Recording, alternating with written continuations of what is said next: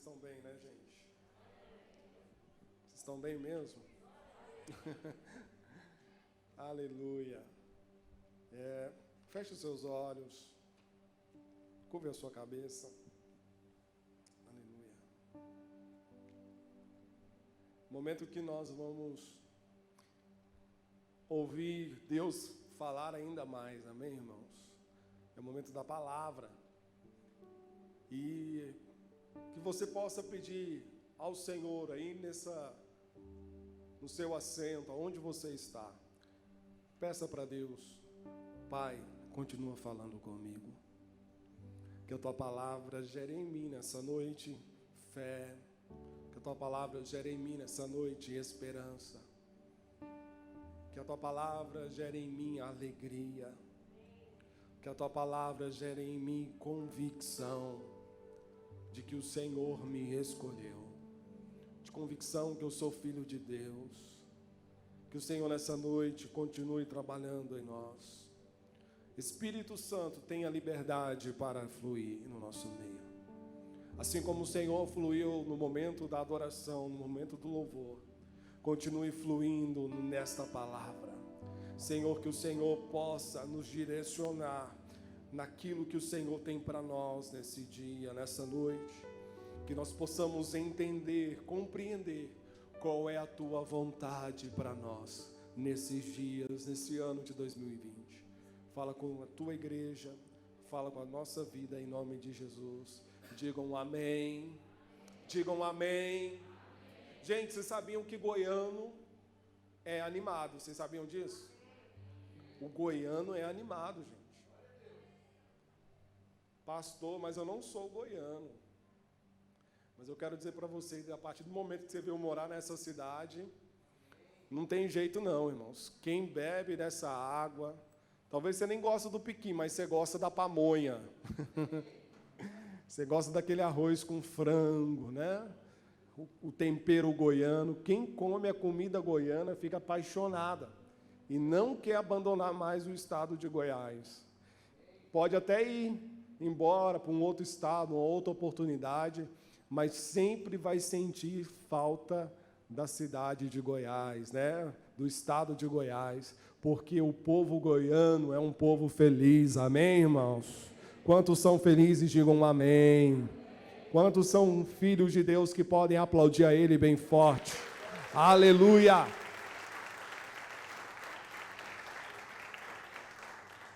Minha esposa está aqui, como foi apresentado, foi falado, né?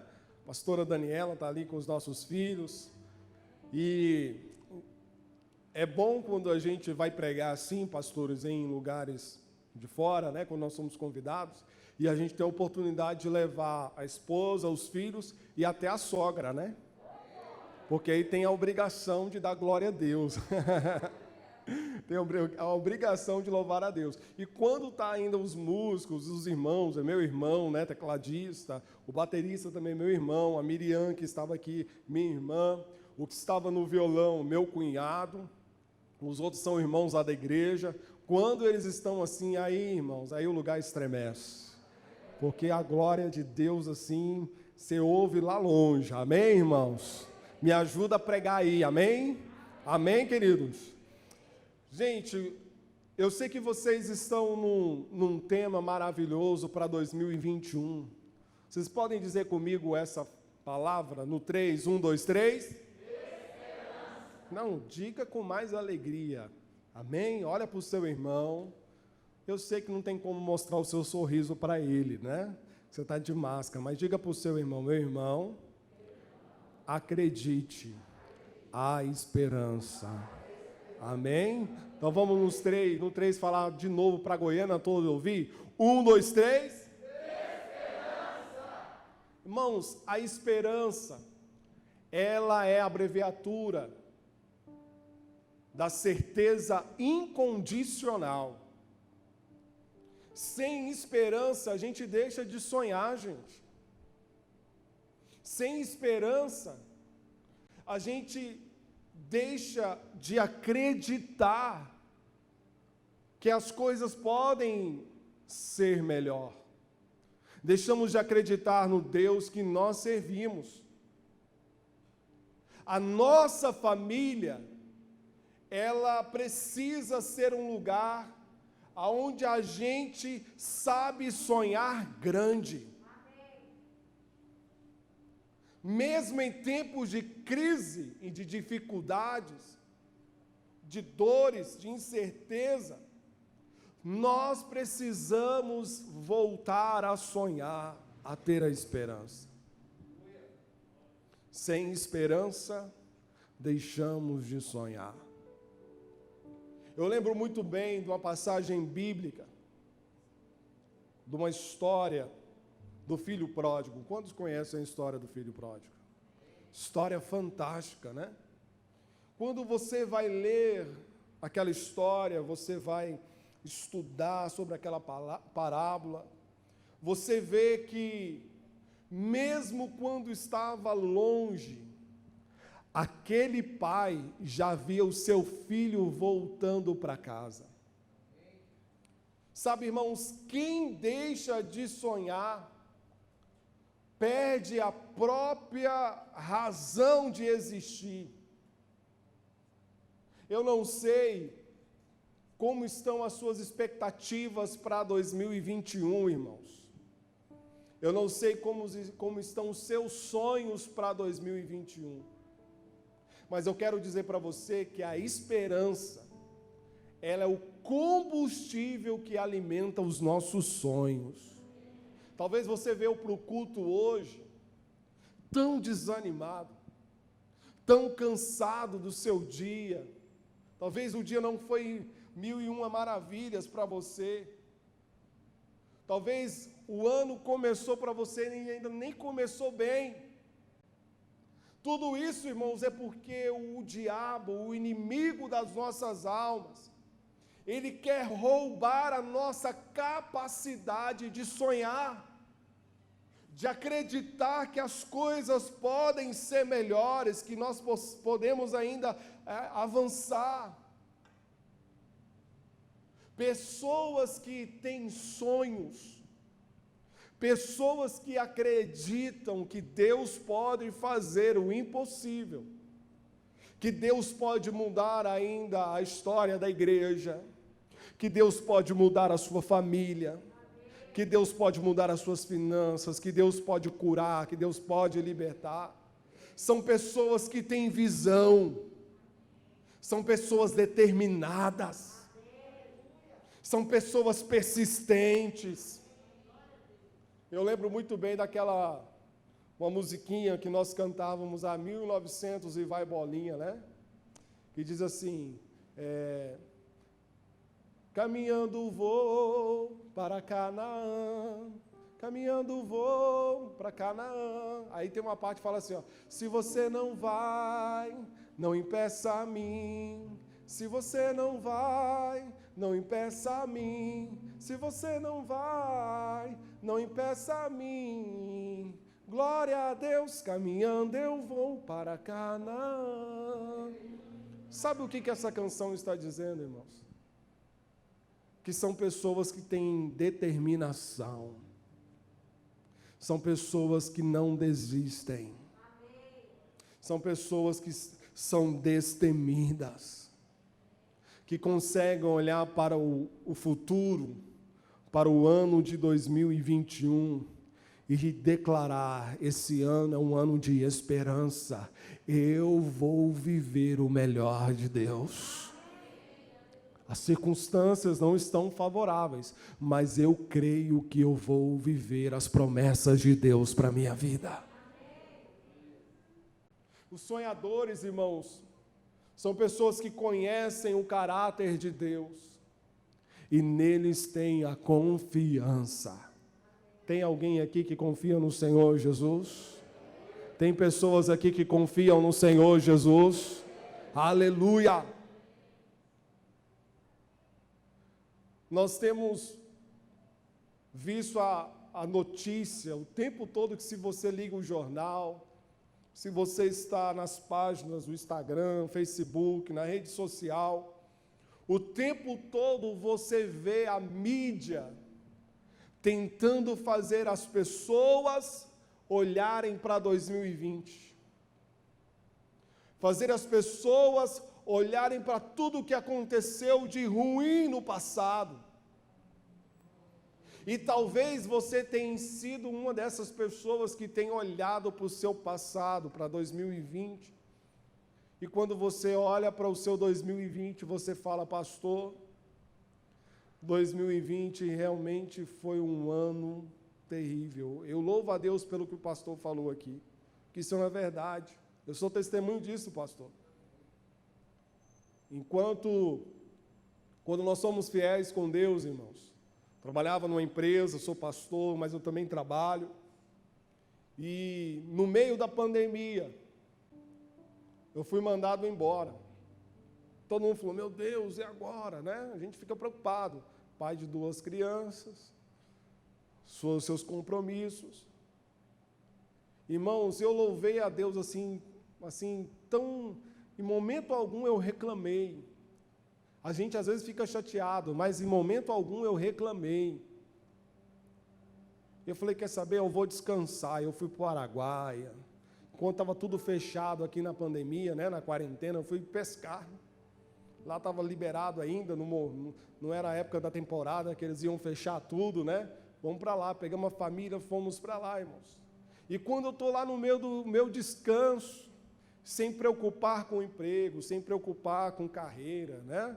A igreja, graças a Deus, eu tenho uma equipe lá maravilhosa, o pessoal coordenando os cultos online, né? Coordenando nos bastidores para a gente. Eu falei: olha, eu vou ter um tempo de descanso com a minha família, um tempo com Deus. E lá no meio, irmãos, na cidade do Mato Grosso, me deu uma curiosidade de olhar o celular. Aí eu fui para a rede social, entrei na minha página do LinkedIn, e tinham pessoas procurando, tentando falar comigo. Pastor, não me faltou nada na pandemia, na quarentena, nada. Mesmo no meio da crise, Deus ele foi lá e fez um milagre. Me colocou uma outra porta de emprego, me abençoou. Então, sou testemunho do que o Senhor falou. Mas talvez você olhe para o seu 2020, você não teve a mesma experiência que eu. Talvez você perdeu amigos, perdeu família, alguém da sua família. Talvez você, empresário, viu a falência dos seus negócios. Talvez você foi mandado embora. Talvez você viveu 2020 com tanto medo. Gente, tantas pessoas com medo. Pastor, mas o vírus está aí, ele é real, realmente ele é real, irmãos, mas a gente não pode ter medo. Nós sabemos, irmãos, às vezes eu vejo que parece que falta essa convicção no povo de Deus, que aqui não é o nosso lugar, irmãos. A nossa morada é nos céus. Eu sei que essa é uma fila que ninguém quer furar, que é a fila da morte. Cada um tem a sua senha. Eu e você não sabemos a nossa hora, quando vai chegar, e ninguém quer furar essa fila. Mas, irmãos, nós temos que dizer como Paulo, irmãos: se eu morrer, para mim é lucro, porque eu sei para onde eu vou. Sabe, irmãos, quem sabe você perdeu a sua esperança de sonhar por dias melhores. Mas eu tenho uma boa notícia para você hoje, amém, queridos? Você quer receber essa boa notícia? Você quer receber as boas novas do Senhor? Você não precisa abrir a sua Bíblia, mas em Colossenses capítulo 1, versículo 27, essa é a boa notícia para a nossa noite, para esse dia, 7 de janeiro de 2021. Cristo em nós é a esperança da glória. Não, talvez você não entendeu. Cristo em nós é a esperança da glória. Irmãos, talvez não foi o melhor ano para você. Talvez não foi o melhor ano para sua família. Talvez você estava até perdendo a sua esperança, você estava por um fio. Por isso que Deus preparou esses dias para você, queridos. Para Ele encher a sua vida de fé, para Ele encher a sua vida com a presença dEle, porque Cristo em nós é a esperança para a glória. E não falo só de uma glória celestial, mas eu falo também de uma glória nessa terra. Porque as promessas de Deus são para mim e para você, irmãos. As promessas de Deus, elas são a realidade na nossa vida. Aquele filho pródigo, quando pediu para o seu pai a sua herança e foi embora, aquele pai não deixou de sonhar, pois ele sabia que seu filho ainda iria voltar para sua casa. E às vezes você pergunta assim, pastor, mas como o Senhor tem certeza? Porque, irmãos, a Bíblia fala que aquele pai, quando recebeu o seu filho, que aquele filho chegou, ele já mandou dizer, traz aquela melhor roupa, traz o anel, já traz aquele cordeiro que nós estávamos preparando para recebermos o nosso filho, celebrarmos que ele voltou. Sabe, talvez você não tenha entendido, mas Jesus já sabia que você vinha aqui neste lugar hoje. Por isso que Ele preparou esse ambiente, Ele preparou a comida, Ele preparou as vestes, Ele preparou tudo para celebrar a vitória, para celebrar a glória, para celebrar o nome dEle, para exaltar a Ele, aleluia! Em meio às crises, em meio à dificuldade, irmãos, aprenda a sonhar. Nós não servimos a um Deus morto, nós servimos a um Deus que é onipotente, um Deus que é onipresente, um Deus que sabe todas as coisas, que cuida de todas as coisas, irmãos. Paulo, ele foi assim, tão sábio, tão de Deus, quando ele escreveu que todas as coisas cooperam para o bem daqueles que amam a Deus. Eu e você precisamos entender este versículo, eu e você precisamos viver este versículo. Todas as coisas têm cooperado para o nosso bem, mesmo em meio às dores, todas as coisas têm cooperado para o nosso bem. Mesmo em meio às dificuldades, todas as coisas têm cooperado para o nosso bem.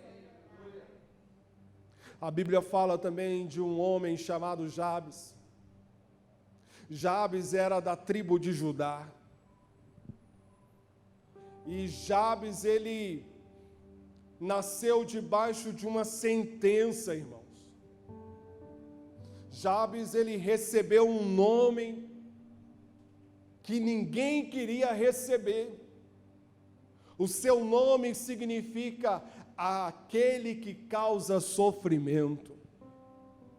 No dia do seu parto, sua mãe sofreu tanto, está lá em 1 Crônicas 4, 9 e 10, fala que a mãe dele sofreu tanto na hora do parto, que quando ele nasceu, a sua mãe lançou essa sentença sobre ele: você vai chamar Jabes, porque você me causou muito sofrimento.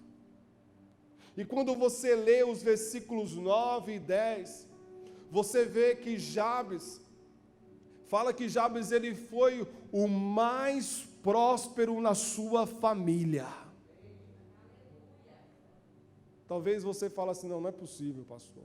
Abra sua Bíblia, 1 Crônicas, capítulo 4. Versículo 9 e 10. Quero que você leia aqui comigo. Talvez a minha tradução está um pouco diferente da sua.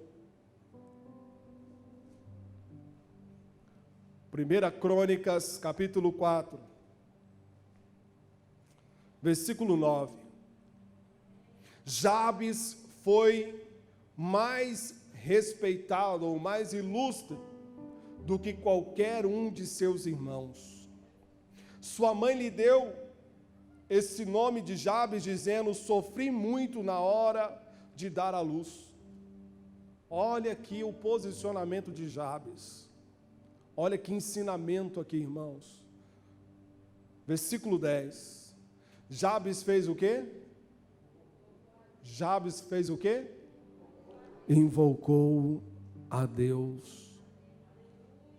Jabes orou a Deus de Israel, dizendo: ó, quanto eu desejo que o Senhor me abençoe maravilhosamente e me ajude em meu trabalho.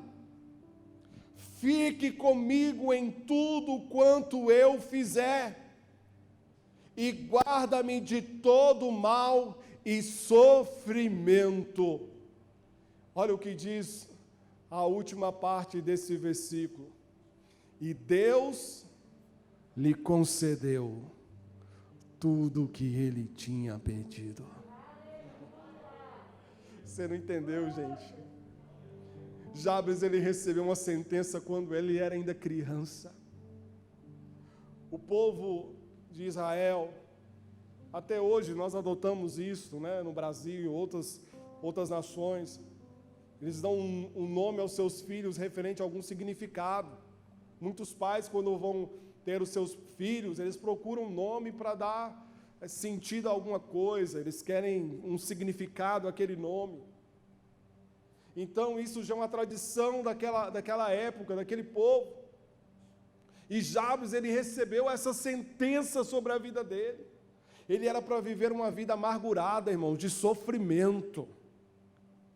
Só que ele não aceitou isso para a sua vida. Pois Jabes, ele sabia o Deus que ele servia. Ele conhecia o Deus de Israel. Ele conhecia o Todo-Poderoso. E aí então Jabes, ele faz esta oração ao Senhor. Uma oração de esperança. Ei, eu não sei qual é o seu nome. Eu não sei qual é a sua história. Eu não sei o que está acontecendo nos seus dias, mas eu tenho a certeza que este mesmo Deus que respondeu a Jabes, através da sua oração sincera, da sua integridade, de invocar ao Senhor, é o mesmo Deus que pode agir em seu favor, é o mesmo Deus que é esperança, é o mesmo Deus que pode fazer milagres, é o mesmo Deus que pode transformar histórias. Aleluia! Oh, glória a Deus! Você precisa voltar a acreditar no Deus que você serve, meu irmão. Sabe, você precisa olhar no espelho, se encarar e dizer assim: é proibido deixar de sonhar.